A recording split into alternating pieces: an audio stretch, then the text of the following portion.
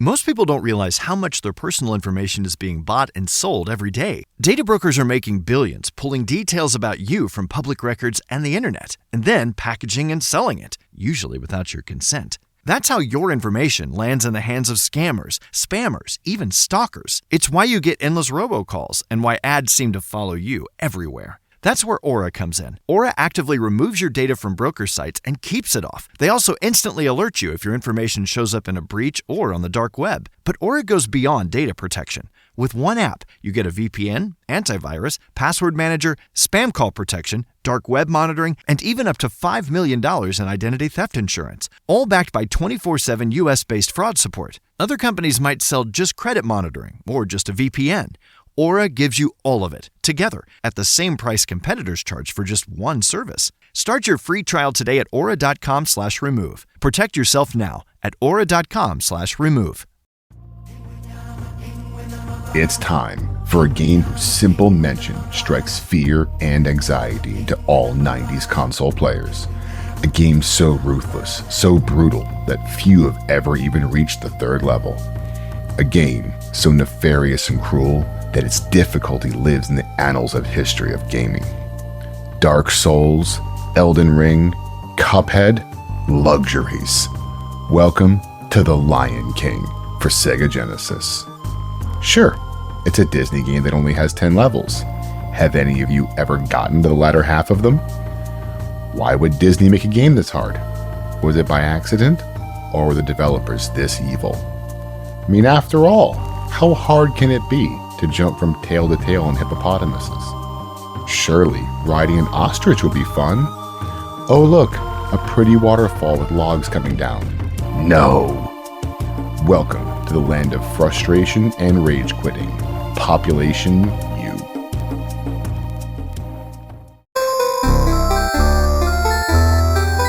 Retro Recall. Welcome back to Retro Recall, the show with more nostalgia than Elton John singing Disney songs. No, wait, I don't think that's possible, is it? That's No. That's about his maximum nostalgia. Elton John, yeah. Anyway, why are we talking about Elton John and Disney songs, John? All right, so last week we went hardcore difficulty with Echo the Dolphin, and this week we're on what should be a nice, easy break. A Disney game. Disney game. Made for children. For babies. Yeah, The Lion King. Yeah. But it sadly devolves into a nightmare almost immediately. Buckle up. This will be a treat, guys. So, as always, what the game is, what it was, why it's so hard and so rough, and what it's like going back and playing it in 2026. Yeah. So this is a game that's just over 30 years, 32-ish years, right? Yep. Something like that, almost. Based on a movie I've only seen one time, and I'm not even sure if it's I don't know if I saw it a second time because of having kids, but I definitely saw it in the 90s for sure. Yeah, we're going to talk about Disney in the 90s in a minute here, guys. Oof. It was not... If you're young and watching this, you have a very different interpretation of Disney than we did. Different. But let's go back in time to 1994.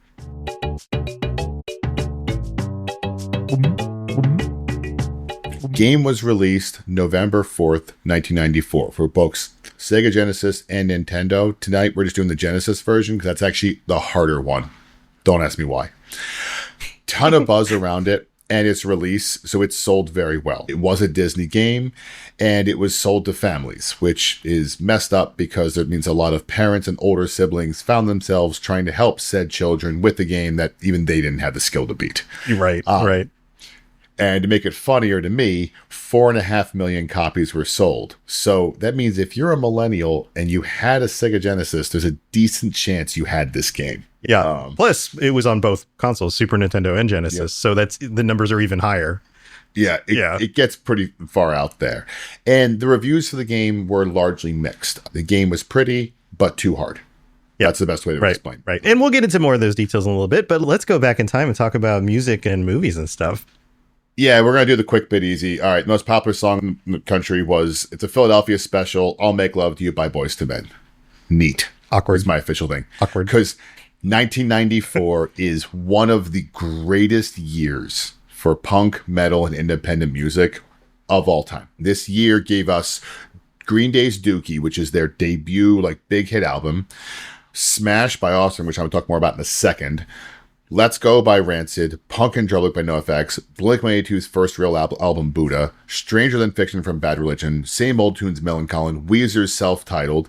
You get Question the Answers from Mighty Mighty Boss Tones. You can get Punk-O-Rama, which was the first time we saw comp CDs coming out. These were like $7 or $8. Yeah. Maybe $4. And you could get a ton of music on it. Like, incredible. And real quick, even though it didn't align exactly with this release, I do want to mention Smash by Offspring. For any of you who don't know, this album was an independent release. It's the first successful independent release. And by successful, I mean it went multi-time platinum. I am 80 to 90% sure of the following statement. It is the top-selling independent release of all time. I believe it's that way because while Macklemore was also an independent release, it was released in the era of digital, so album sales were tougher. This thing sold. Right. Because people were streaming and not buying. Exactly. And this Smash by Offspring, whether you like Offspring or not, is something, if you like music, you should respect the album, because this was the first time someone thumbed their nose at corporate music and was successful.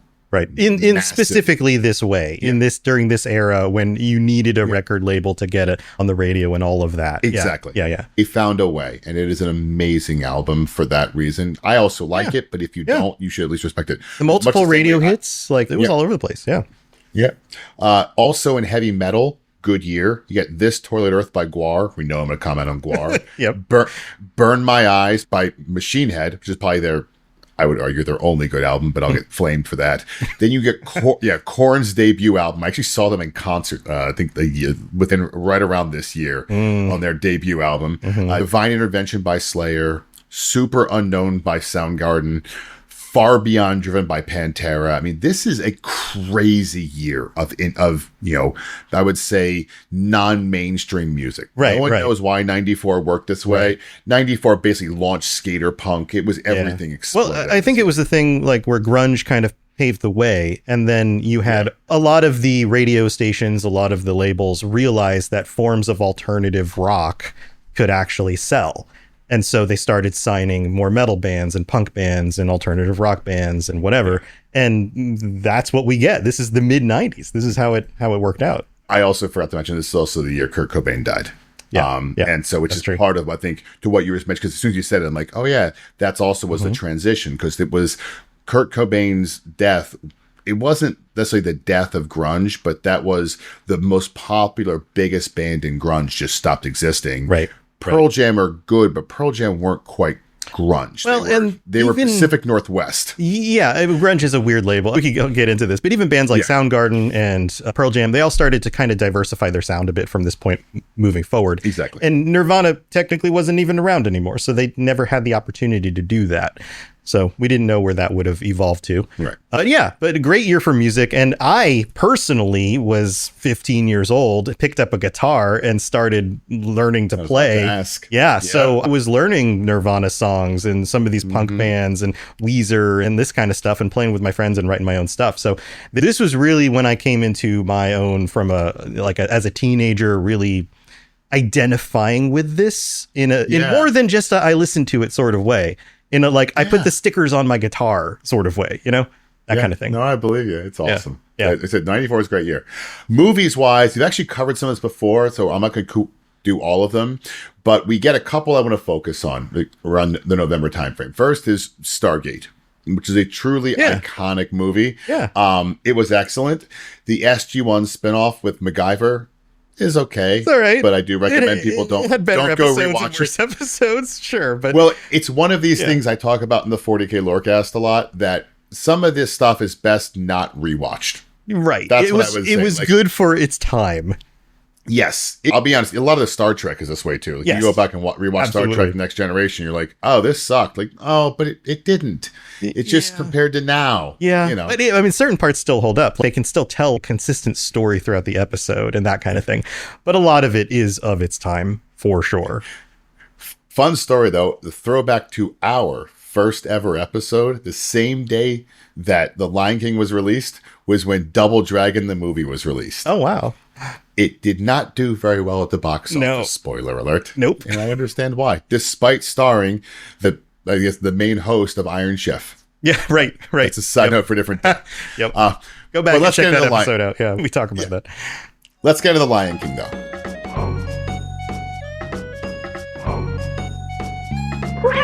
So, Lion King.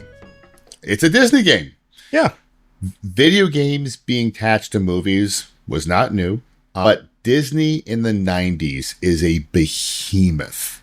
So when they put their name on something, it adds a lot of weight. We talked about games before where it was like, I think like you had RoboCop, the game, which had a character in it that mildly resembled RoboCop. Yeah, right. The cliffhanger game, which was one of the worst things I've ever played in my life. Right. They would throw, I think it might have been a Home Alone game at one point. Right. They would throw stuff on Ninja Turtles barely had any Ninja Turtle stuff in it. Yeah. The later ones did at least a little bit. They did. But the one we talked about, no. Oh yeah, that thing it was like you could tell they just kind of shoehorned Ninja Turtle stuff into what was probably another game initially. Exactly. Yeah. Exactly. And so when Disney does it, though, Disney now is a control freak. Disney in the 90s were horrifying to work with. And that's probably what kind of does this game in. So Disney did Aladdin before this. And this is the second one. So we're not doing it chronologically. Doesn't really matter. We'll get there next week. Exactly. Disney, though, when the game was being released, they wanted to use the game not to promote the movie. They wanted to actually monetize the movie by releasing like games, toys, like action figures are monetized after the film. Well, Star Wars comes out and they're like, oh, every little kid needs an Ewok and a lightsaber. Yeah. And so they sell them at the store, right? So that kind of thing. Boba Fett. Right. Boba Fett was not in Star Wars for the most part, but it was the highest selling toy. He was a cool character who shows up in a few scenes and everyone's like, I want a cool helmet. And So now he's an entire franchise. Right. But now, in this case, Disney did something kind of messed up. And that's because Blockbuster existed in this era. Disney told the developers that they did not want an easy game that could be beaten quickly because they did not want their game just to be sold to video rental places. This sounds a lot like the story about Echo from last week. Yeah, but this is Disney telling them so. Echo was that was a developer making that decision. This is Disney from the top down. Yeah. Now, for those of you who were, born in, let's just go with 1990 or later, you may not know this, but those of us who are a little bit older do remember this. Disney went to war with the rental companies. They have a history that, listen, new Disney's better. Don't get me wrong. If you own Star Wars and Marvel, I'll just give you money. That's how the world works. But old Disney in the 90s was horrifying. So they would sell their VHS tapes who had a very large thing that said for sale only. Right. If you were a video rental studio and you wanted to buy a VHS to rent, it was like 20 times the price. Because that's what Disney's like, no, you're going to rent it, then we're going to get paid effectively for everyone who's watching it. They were monsters about this. And so when they came to the game, though, they couldn't do that. So that's why what we're going to talk about now, this game gets really hard in a kid's game.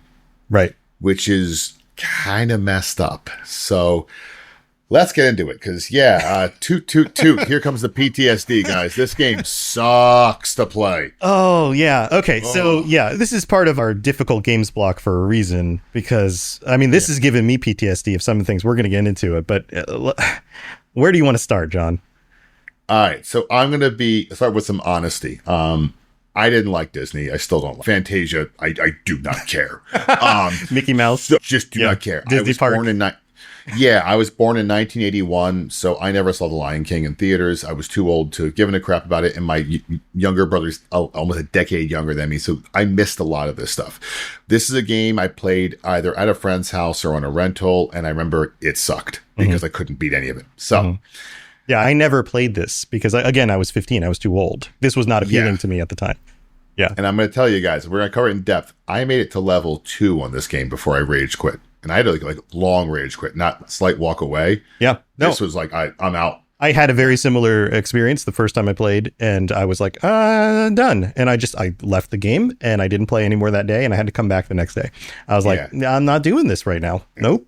Echo the Dolphin kind of pulled me in more because I wanted to beat this storyline. Where is this going to go? Mm-hmm. I know where this one ends. You're going to fight Scar, so whatever. But right, that's also true because it's based on a movie, and we already know the plot of the movie. Based on a movie, that's also a. There's no surprise. Like, oh God, yeah. All right, yep. So. Yeah. All right, Tom. So my initial interpretation of the difficulty was that this was the sort of game where they put all the development energy into making it look good because it animates well. The animations are great. Beautiful. The characters look wonderful. Yeah. They look like the characters from the movie. There's music in it that's basically the same as the movie, but it's, made out of video game sounds. But it feels like the game's supposed, like if you actually was easier, it would take maybe 30 minutes to get through. All right, spoiler alert. That's how long it does take. So I watched 2 playthroughs of this. Yeah. It's a 30-minute game. It's a 30-minute game, and it seems like the studio... it's not. Right. It's like they realized, oh crap, this is a 30-minute game. It's not even as long as the movie, and you have to play it. And so they were like, okay, well, let's ratchet up the difficulty. Let's get rid of as many lives as you can get, and let's make, when you run out of continues, you just got to start over again. And so... we'll get into it. There's a lot to complain about here, but what did you think was good about Lion King? Cool. So the easy things and the good they're very simple. First off, it is very pretty. Yes. They brought the Disney style animation over to the console. It looks great. Aesthetics are good. Beautiful outlay. Also, the gameplay is good. I mean, look, Disney this. I'm going to go ahead and call it out. The animal shapes, the behaviors of the animals, the colors, the noises and things make, the sound effects, they're fantastic. Right. The mechanics are good even. It's a simple... Some of the mechanics are good. Some of them are way too finicky. The difficulty is nightmarish, but when I say the mechanics are good, it's pretty basic. You have a jump, you have a roar, later it becomes a hit. That's all you have. And then different levels have different things. Like you can grab onto ledges and pull yourself up, or you can swing on a thing, or you can ride on an ostrich and jump over stuff. Or later on in the game, when you're no longer a little bitty guy and you're all grown up, you claw your enemies instead of having to jump on them, right? So there is some diversity in the mechanics. It's just my complaint with the mechanics is that not always does it do the thing you think you're doing when you're trying to jump somewhere. Or here's what I'll say. I don't fault that in the mechanics because the sprites are just very small. Okay. That's the problem. Well, yeah. They are accurate. Sure. But they're very small. Right, yes. They are hellacious. Yeah. And I agree. I think the animations are great. I think the character design looks good. The colors are fun. The different zones actually match the movie, which is cool. In fact, you play through moments of the film that happen in the film. I was seeing the film one time. Yeah. It was probably 30 years ago. I have no idea. Yeah, but there's similar events that happen, and they kind of, from what I remember, and I was, watching through most of it because I only got so far. I was like, oh yeah, that's like the film. Okay, cool. That stuff is good.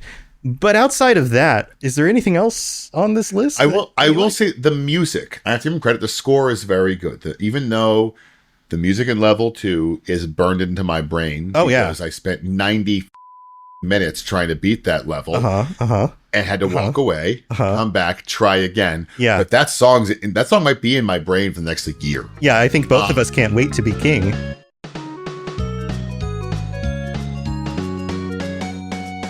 Cool. Anybody? Exactly. Now everyone's going to be like, oh, okay, yeah, I know what song plays during that level. Brutal. Oh, but it's very, but the music is good though. Like as much as it's burned in there, it's fine. It's fine. It's good. Yeah. It's fine. It's just a good Disney game. It's a good representation of Disney. It feels like you're playing a movie. I mean, it was good. Yeah. Anything else, Tom? So outside of the game, the graphics and some of the mechanics and some of the things that we've brought up already, there's just kind of there's something about it that just kind of feels hollow. And I'm going to get to more of this in the bad section because I have a theory here. I have an analogy that I'm going to explain in a little bit. But the more I played it, the more I looked at it and I was like, it looks pretty on the outside. She's a looker, but there's not a whole lot else going on the inside. There's just this kind of a lack of, I don't know. Well, let's get into it in the bad because really that's where this discussion is going. So let's just talk about it. All right, let's get to the bad. I was going to say it out the gate. This game's hard. Like, that's how bad this game is. I've never played something like this frustrating since Battletoads. There are, so everyone understands, because a lot of you probably didn't play this game, there are 10 levels in this game. The overwhelming majority of people have never even seen level 3. Yeah, no, for good reason. And I think we both figured that out. Do you want to explain what happens in level 2 and why level 2 is so hard? We're going to go through it. I'm going through every single level. But just so people understand, I put 3.5 hours into this game and couldn't beat it. Yeah, it's hard. All of the playthroughs are 90 minutes. And I was cheating. Yeah. Okay, so let's get through the levels. Because I think, since there's only 10 levels, it's kind of fun to talk about what makes this game so hard. So level 1 is a classic. It's called Pride Lands. And I say classic is because it's easy. It's like Battletoads. Your first level... Hey, how do I play this game? Oh, if I press this button, I do this. If I jump, I do this. I can pounce on an enemy. You can roar. Scare them. You can roar at the little spiky guys and they flip over and then you can jump on them. Yeah, it's not that hard. I'll be honest about this as well. I did die on that level the first time I tried it. Hyena. And I was like, okay, now I just need to be more careful. Yeah, the hyena at the end is like, it doesn't give you any room to move. And if you're low on life at that point, you just die. Like, you just can't beat it. But then you get to level 2. And I'm not joking. It's called I Can't Wait to Be King. Yep. Most people never beat this level. And let's just go through it. Because this is one of the hardest levels in gaming history. Because, and I'll explain why as we go. People are probably listening to this and they're like, okay, you guys are making this way bigger than it actually is. Go play the game. Go play. Anyone who played the game is like, anyone who played the game knows I'm right. Anyone who didn't play the game is like, really? Like, really? Go try it. Go try it. Go try it. Good luck. Okay, tell them about the giraffe heads. All right, so you start off with we call the monkey puzzle. So you have to start with the monkey puzzle, and you get thrown into the air, and the monkeys throw you around, like in the movie. I think I don't know. I haven't seen. It. So, and there's maybe something like that. I don't remember. But this part wasn't that hard because you just have to figure out which monkeys to yell at, and they're different colors, and then they throw you in the direction you need to go. Right? It's just tedious, but it's fine. Yeah. Then you land on the giraffe heads, and you discover that there's a bunch of giraffe heads that, within a second of landing on them, the giraffe looks up and knocks you off, and then you die. So you have to jump giraffe to giraffe to giraffe to giraffe really quickly in succession. Right. And you don't even have that much time to move. So it is a very quick go. That part I didn't have a hard time with at all. It's not that hard because we just played Mario. Right. So it feels like the Mario platforms that disappear. Yes. Exactly. It's identical to the falling platforms in Mario. If you're fresh in like we are, it's not that bad. But I remember playing going like, that's a little hard for level 2. Well, the fact that it just kills you, and the game just keeps doing that. It gives you very little tolerance for, okay, this is the first time you made the mistake. Just don't do it again. No, it's just like you're dead. But then you land on an ostrich, which is pink, but that's not important. And this becomes a side scroll of jump and duck. Yeah. Remember the Battletoads level where you have to ride on a hover bike thing? This is basically that. I can still, that, by the way, that song also plays in my head in my nightmares. Yeah. I'm like, oh yeah. I believe it. I can remember that one. But yeah, same concept. It puts an arrow on the screen and there's either you're jumping over, I'm going to go with a hippopotamus. It's like a baby rhino or something. It's hard to tell. Pink something. It's a pink or thing. You're ducking under a branch. And it gives you a warning, but it's not a lot of warning. And the hard part is there's a double jump. Right. And and the double jump's what's going to get you because that's the hard time. And it's hard to tell what you're jumping the second time to clear. It's like a nest in the branch. Yeah. That's the same color as the nests in the other branches that you've already passed. That it's a little silly. The first time I died to that, I was like, you've got to be kidding me. Put another pink thing up there so I know I have to jump over it. Yeah. But once you get past that, we run into one of the real challenges of this game. So in each level, just like in Mario Brothers, there's like a mid-level spot that you will respawn at as long as you have lives left. Right. This game does not give you a lot of lives, by the way. No, but to its credit, at this spot, it does give you a 1-up. Yeah, and it's also Game Shark. So anyway. Yeah, sure. So now, this next bit was my first walk away. So there's these hippopotamuses that are facing away from you, so all you see is their tail, and the tail is swinging. You need to jump from one swinging tail to the next. But when I say swinging tail, it's important to understand, you don't jump and then it starts to swing. They're all swinging, and if you don't hit it just right on your jump, you miss and fall in the water and die. Yeah. Die. Not lose some life. Yes. Die. Start over. And on top of it, this doesn't work like a regular platformer. Like, we've been trained by Mario to think about where our character is going to land is where their feet are, like directly underneath. But because you're grabbing them with the front of your cat-shaped body, you have to land with the tail in front of your character. If you land on the tail, you just go right through it. Yeah. And I tested this a number of times. Super annoying. Yeah, I had to take a walk. Yeah. And so I came back later, turned on the unlimited lives, and went for it. And I failed a lot. A lot. I figured you would try that. I didn't try cheating. I did get past this part one time, died on the part after it, and then never was able to pass this part again. Yeah. Period. So I got tries. past this part to get to the next part, which is actually worse. The next part is a much harder version of the same ostrich run. Mm-hmm. And the part that sucks about this is when you fail that ostrich part, you go back to the spawn spot before the really hard jump. Right. So it is really, really hard. Right, because the swinging tails thing is hard enough on its own. And then once I got thrown all the way back to that point, I never was able to pass the swinging tail thing again. And there's even more nuance to this, that you can jump on the head of one of the rhinos, and I was able to get up there one time. Yeah. And then the other times I thought I was jumping exactly the same as I was before, but never quite was able to get on it. And this was the part that destroyed me, and then I never played the game again. This was the end of my playthrough. I kept going. This is famous. If you look the game up, people talk about this a lot. And part of it is because it's almost random how you have to land. That's what the designers did with it to make it so hard, is they randomized which is super frustrating. So you can't memorize it. You got it. You got to eye it, and it's and when you're frustrated and you're impulsive. Right. Anyway. Right. Yeah. Eventually you get through it and you get to level 3. Level 3 is not bad. It's called Elephant's Graveyard. Nothing's really impossible. The enemies start to kind of grind you down a little bit because you got flying vultures, you've got more hyenas. You start to see an interesting thing. There's a lot of enemies. Yeah, this is the part I started watching playthroughs of, and it looked like the fact that the vultures would come after you. You had to land on enemies multiple times to get rid of them. It seemed like the kind of thing that if you weren't carefully going through every part of it, they started to compound on you, and then you would just get hit a lot and die. And that's literally what happens. Yeah, so that's what it looks like. Then we get to one of the worst things they do in video games for me. Level's called the Stampede.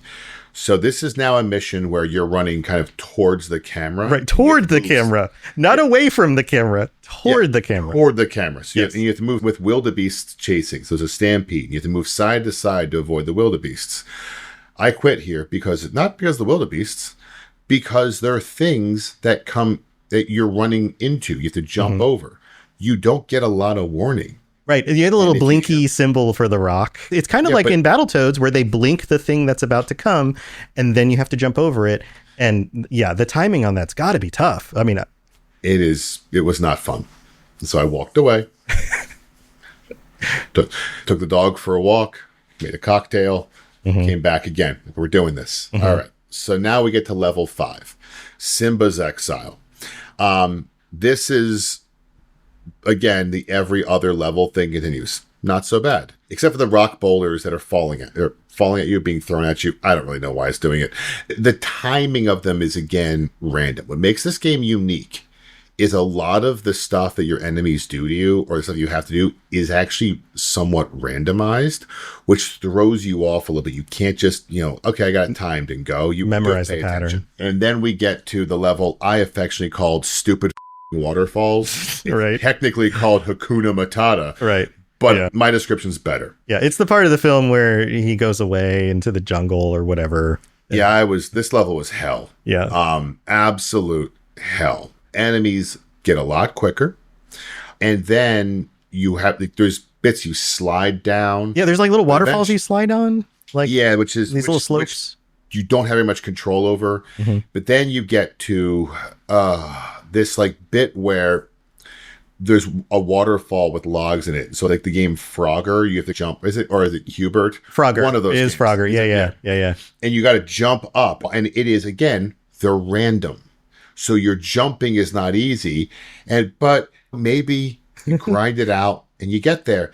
Then you get this weird thing where these gorillas are giving you side eye over the back, throwing coconuts at you, and then we get too close, attack you for no reason. Yeah. And they're really hard to kill.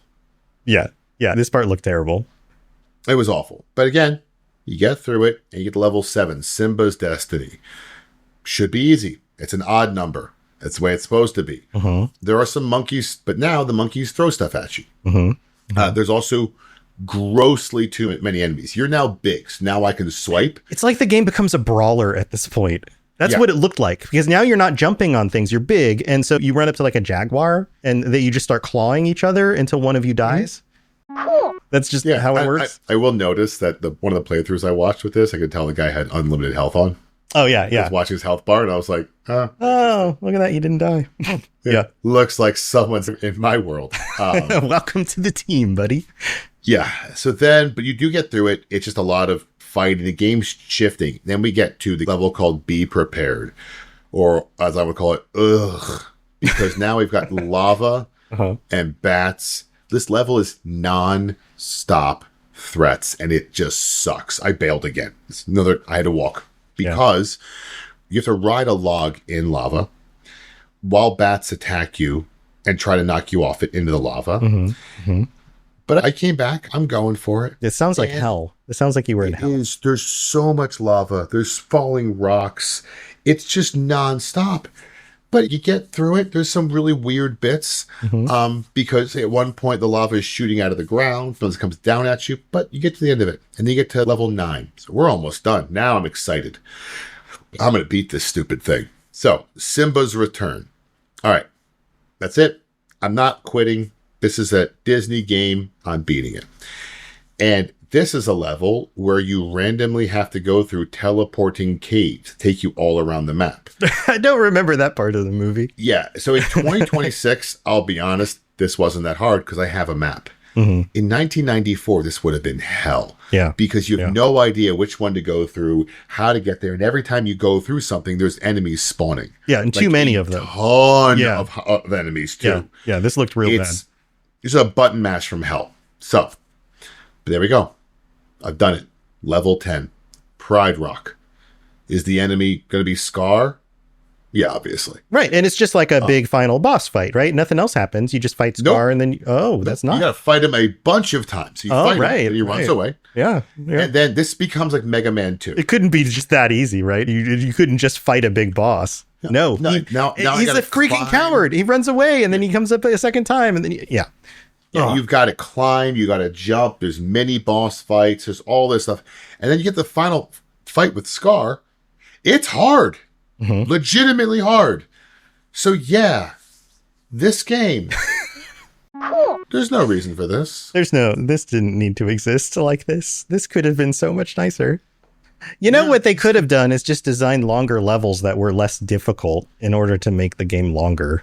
Yeah, it's a good point you made. I'd have to look at what the storage and all that stuff is. It's possible that they just, in order to make it pretty, didn't have enough memory for levels. Ran out of space.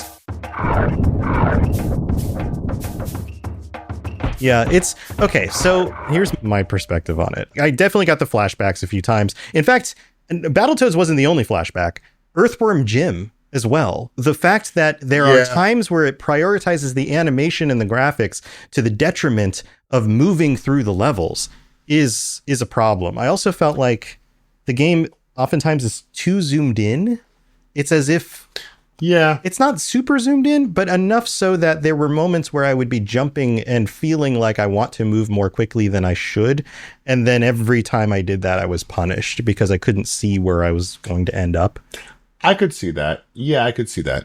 Yeah, that was a little bit of a problem. And then, the whole brawler section seems interesting, but I never made it to that part. But the funny thing about that is in the earlier levels, you can kill a hyena by jumping on it twice. But in the brawler section, you have to claw it like 5 or 6 times with grown lion claws in order to kill the hyena when you were a cub and you could just jump on it a few times. A little bit weird, but, video games. But my biggest takeaway from this, so when you're in a situation and you share your hobbies with someone who doesn't share your hobbies, and then they try to understand what your hobby is like, and then one day they explain your hobby to someone else, or they do something like you're a kid and they buy you a present, but you can tell that they totally miss the point about why you like that hobby, right? We've all been in this situation, right? Yeah. So this is the analogy here. It feels like adults trying to understand why kids like video games and then confidently designing something they just know the kids will love and then totally failed at it. That's what this feels like. This game should have been a joy. It should have been a, hey, did you like The Lion King? Hey, give Disney $50. Right. It also feels like they didn't play test it with children at all. Oh, no. This is why it lives in the nightmares of so many kids, because you couldn't beat it. Yeah. I mean, this is legitimately super hard. Now, did you happen, when you looked up the videos, did you happen to read the comment sections on the videos? No. Go back. No, Go back. Oh, God. Read the comment sections because they are full of adults who are suffering exactly what you describe. Childhoods where they never were able to actually play or beat the game. Yes. There's no reason for a game to be this hard. Yes. That's my viewpoint. Yes. Also, the songs just kept getting stuck in my head. I Can't Wait to Be King. or the fact that every time Simba picks up one of those little beetle things, he goes, cool. Yeah, you're right. Yeah. So, conclusion time, Tom. Should people play this? Nope. Well, that's fine. The only people who should play this are the people who are listening to this and going, you guys are wimps. I could totally beat level 2. Okay, go try it. Oh yeah, then go for it. I mean, that's the thing. The hard part is it's like there's some games that like when we played as kids, right? Like when I went back and beat Ninja Turtles, I had a lot of joy. I finally beat this game. If this game was a grinder on you when you were young, I'm just going to let you know it's going to be a grinder on you as an adult. So if you want to go back and take a swing at it, go for it. But this thing's brutal. Yeah, it's brutal. All right, we're going to take a quick break, and we will be back just in just a moment with your comments and some responses to those. So don't go anywhere. We'll be right back. Most people don't realize how much their personal information is being bought and sold every day. Data brokers are making billions, pulling details about you from public records and the internet, and then packaging and selling it, usually without your consent. That's how your information lands in the hands of scammers, spammers, even stalkers. It's why you get endless robocalls and why ads seem to follow you everywhere. That's where Aura comes in. Aura actively removes your data from broker sites and keeps it off. They also instantly alert you if your information shows up in a breach or on the dark web. But Aura goes beyond data protection. With one app, you get a VPN, antivirus, password manager, spam call protection, dark web monitoring, and even up to $5 million in identity theft insurance, all backed by 24/7 US-based fraud support. Other companies might sell just credit monitoring or just a VPN. Aura gives you all of it, together, at the same price competitors charge for just one service. Start your free trial today at aura.com/remove. Protect yourself now at aura.com/remove. All right, we are back, and thank you for tuning in as always. And if you are interested in hearing more about what we do, go check out our other shows. John does the 40K Lorecast and the history of 40K. So if you like Warhammer 40K stuff, that's the place to go check that out. If you're into Fallout, Elder Scrolls, or Lord of the Rings, go check out my Lorecasts about each of those, each called Fallout Lorecast. They're, we're very creative with our naming conventions. Hey, it makes it easy to find. Yeah, it's easy to find for sure. But thank you to everybody responding with comments. I pulled some of the ones that came in over the last week. Let's start with Finn from the Super Mario 2 episode. Finn says, Mario Sunshine for the win. Do it, please. Oh, God. Continuing to push that Mario Sunshine. Or New Zealand Story, which my dad played. Or Monkey Island 4, Majora's Mask, GoldenEye, and how Earthworm Jim 2 is exactly the same as the first one. That is true. Earthworm Jim 2 is basically identical to Earthworm Jim. GoldenEye we will end up doing. Monkey Island 4, maybe. Majora's Mask, I'd have to remember that one. That's the weird Zelda one on the 64. Oh, ooh. Yeah, it's the problem is, man, the 64 graphics really are hard to look at. They are, and Nintendo 64 is, I don't think, either of you or my real, nostalgia point in the history of gaming. So maybe we'll get to some of those, but who knows? We might come across something and be like, okay, we need to go back and play this. So thanks, Finn, for that one. Segoth Gallant from the Mario 1 episode says, what are the toads? The fungus is among us, Mario. They are infected by fungus like The Last of Us. It's the only explanation. Maybe that's a fair point. Yeah. Oh God, all the toads are evil, or I guess they're good zombies. Maybe they're good zombies. Maybe Bowser's the good guy. He's Joel. He's exterminating.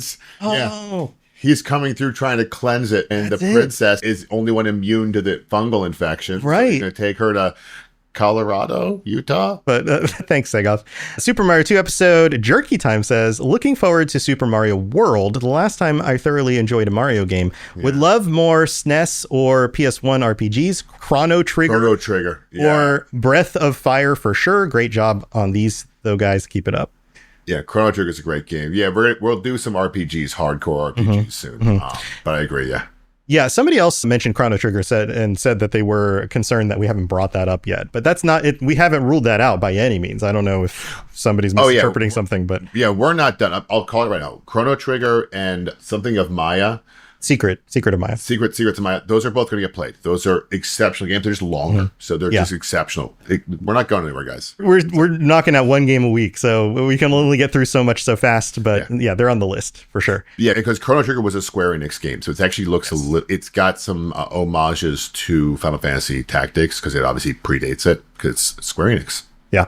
CC Fox from the Earthworm Jim episode says, I love this game and the humor. Very much felt like the MTV generation I grew up with. Daria, Beavis and Butthead, Ren and Stimpy. You get the idea. I completed this when I was younger. Hours of frustration, and I'm sure I broke a controller. Yeah. One thing I noticed as I've gotten older is that my perception to figure things out is very different to when I was younger. Now I'm more systematic and methodical, but I was definitely more creative towards problem solving back then. Yeah, I think that tracks. I feel like that as well. We kind of memorize how to beat games. This part. Yeah, but we also get really good at problem solving in our lives and our jobs, and we learn that systematizing it helps us better get to the solution more quickly.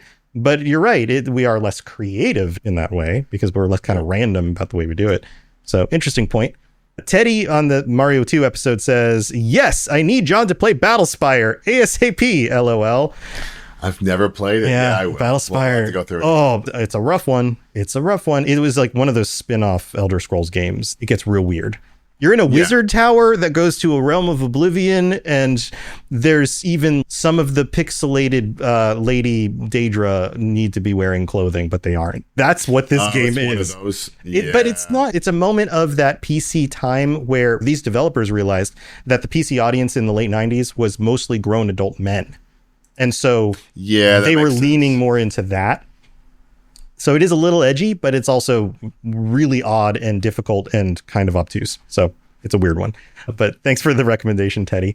We've got this one from Buckhiller, maybe? Super Mario 2. Would love to hear your thoughts on these bad boys. Okay, what do you think about these, John? Dino Crisis. I'm just there's a whole list of them. Just do them all and we'll pick a couple. Go. Okay, Dino Crisis, Desert, Jungle, and Urban Strike, Flashback, Rocket Knight Adventures on Mega Drive, Parasite Eve, Super R-Type. Super R was good, yep. Yeah. Quackshot. Micro Machines. Micro Machines Turbo 2. I think I played some Micro Machines game. I don't remember which one it was. Yeah, so I can go through a few of them. So Dino Crisis was a very weird game. I liked it, but it could be... Was there an arcade version of it? I think there may have been an arcade version. Yeah, I feel like I'm more familiar with that. I'm not sure, because it was a Capcom game. It was a PlayStation game. Okay. It was, basically, hey, everyone, remember Jurassic Park? What if we make something that's not a true IP violation, but close enough that you'll still buy it? That's that.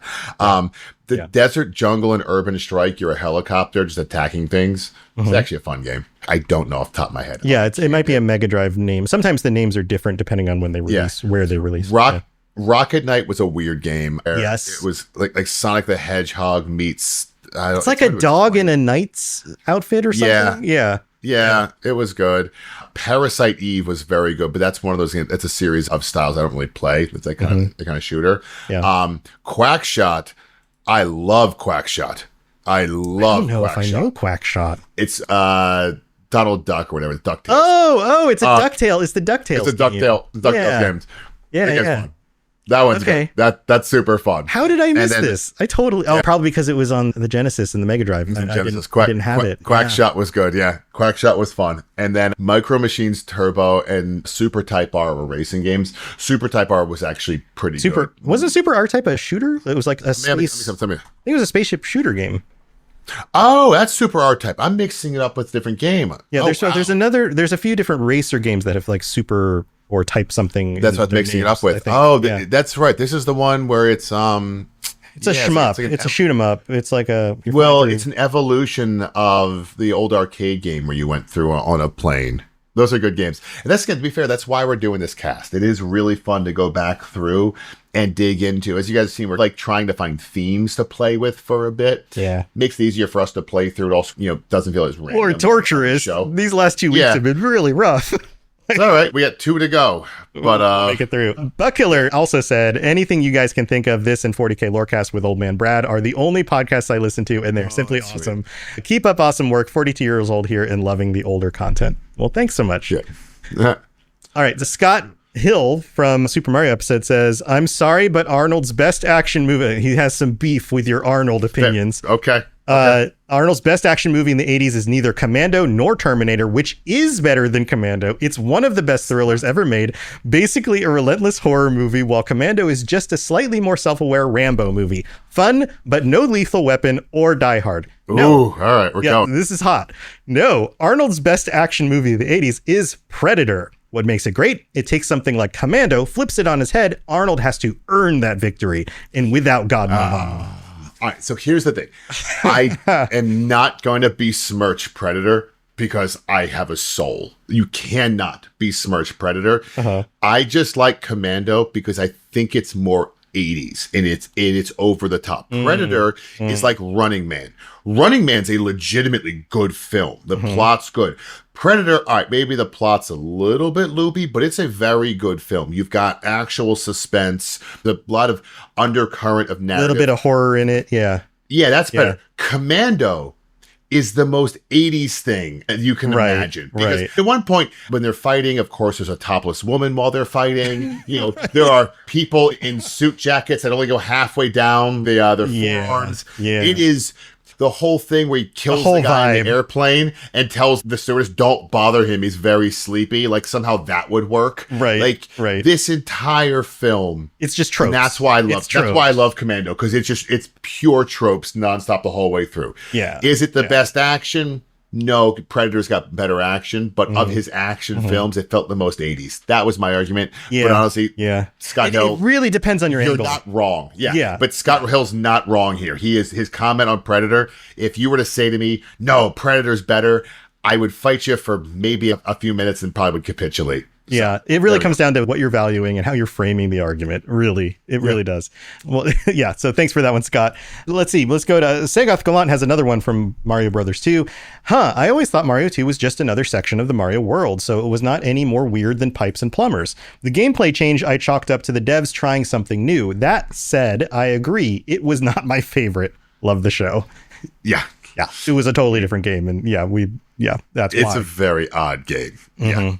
Oh, here's the one. Mark from Super Mario Brothers 2 episode says, neither of you have mentioned Chrono Trigger, and that makes me nervous. Well, we mentioned it this episode. You know what? So here's what I'll say. I think we're going to probably have to do, maybe we'll do like a Zelda that's not Zelda chunk. That style of RPG. Like 90s RPG, like it could be fun. Pre-Final Fantasy VII sort of thing. It's the lead up to Final Fantasy VII. Yeah. There's a lot of good stuff in there because we could do like Dragon Age, starting with Nintendo and really diving onto the origin of the RPG. Dragon Warrior? Dragon Warrior, sorry. Dragon Warrior. Dragon Age is a totally different series. Yeah, Dragon Warrior. You're right. Dragon Age, yeah. I was like, wait a minute. Dragon Age, that was like another decade later. Yeah, a lot later. So, there we go. Yeah, and John and I love that stuff too. Absolutely. This will be stuff that we focus on in the future. So, well, thank you everybody for your comments. We love responding and seeing the things you say and the nice things that you say to us. It really does make our day. We do appreciate that. We're continuing with these difficult games, John. So...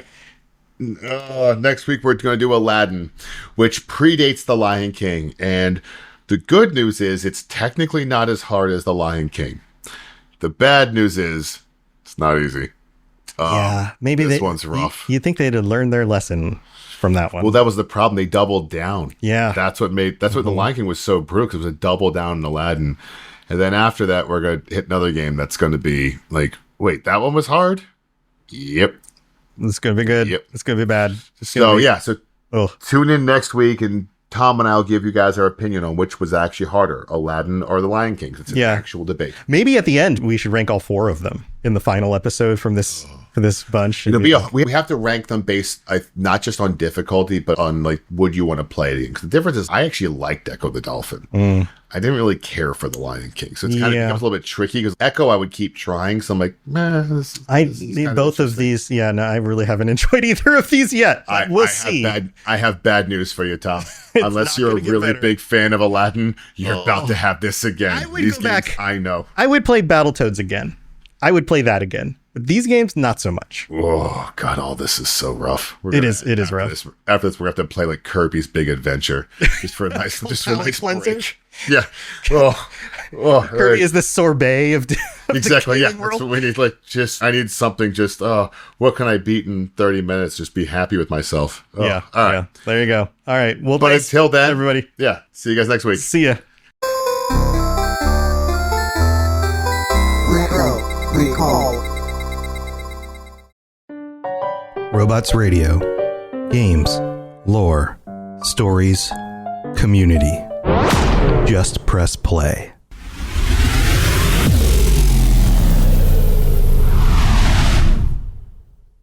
Most people don't realize how much their personal information is being bought and sold every day. Data brokers are making billions, pulling details about you from public records and the internet, and then packaging and selling it, usually without your consent. That's how your information lands in the hands of scammers, spammers, even stalkers. It's why you get endless robocalls and why ads seem to follow you everywhere. That's where Aura comes in. Aura actively removes your data from broker sites and keeps it off. They also instantly alert you if your information shows up in a breach or on the dark web. But Aura goes beyond data protection. With one app, you get a VPN, antivirus, password manager, spam call protection, dark web monitoring, and even up to $5 million in identity theft insurance, all backed by 24/7 US-based fraud support. Other companies might sell just credit monitoring or just a VPN. Aura gives you all of it, together, at the same price competitors charge for just one service. Start your free trial today at aura.com/remove. Protect yourself now at aura.com/remove.